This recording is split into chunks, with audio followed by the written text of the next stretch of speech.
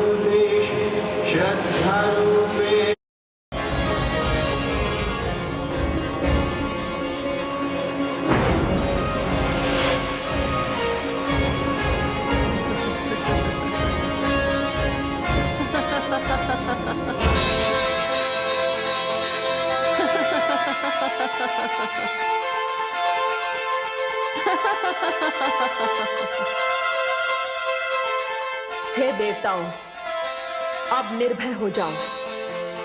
तुम्हारे शत्रु महिषासुर के पापों का घड़ा भरने वाला है। हे महिषासुर, सावधान,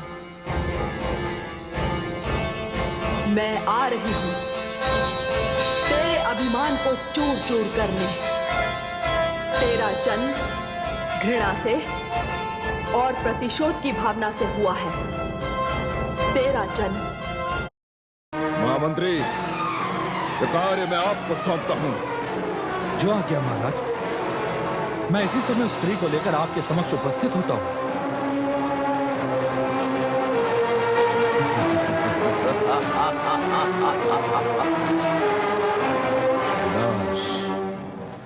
महिषासुर ने अपने महामंत्री को भेज दिया है और वो अपने सैनिकों को लेकर जगदम्बा की ओर चल पड़ा है।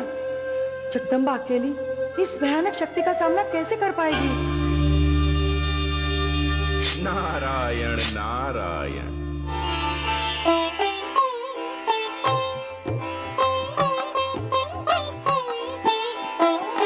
देवियों, स्वयं नारी होकर आपको नारी शक्ति पर ही संदेह हो रहा है। देवर्षि, हमारा संदेह अकारण तो नहीं। जब महिषासुर मेरे स्वामी सूर्यदेव की सारी आभा छीन सकता है तो। नारायण नारायण। देवी, आपने अभी अभी उन्हें जगदम्बा कहकर संबोधित किया है, जो सारी सृष्टि की माता है। उनकी शक्ति की तुलना आप अपने पति की आभा से कर रही हैं। देवी, उस महाशक्ति में तो भगवान विष्णु, ब्रह्मा, महेश, सारे देवताओं का बल और स्वयं भगवती परमेश्वरी का अंश सम्मिलित है। देवी, कदाचित आप महिषासुर को दिया हुआ पिताश्री ब्रह्मा का वरदान भूल रहे हैं। पिताश्री ब्रह्मा ने महिषासुर को यह वर दिया था कि उसकी मृत्यु किसी पुरुष के हाथों नहीं, स्त्री के हाथों होनी। इसलिए स्वयं भगवती परमेश्वरी ने यह अवतार लिया है।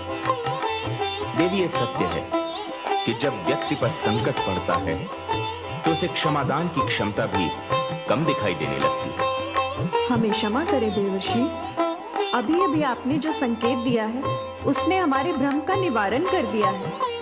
महिषासुर की मृत्यु एक स्त्री के हाथों से होनी है और वो स्त्री है जगदम्बा, जो हम सबका कल्याण करेंगी।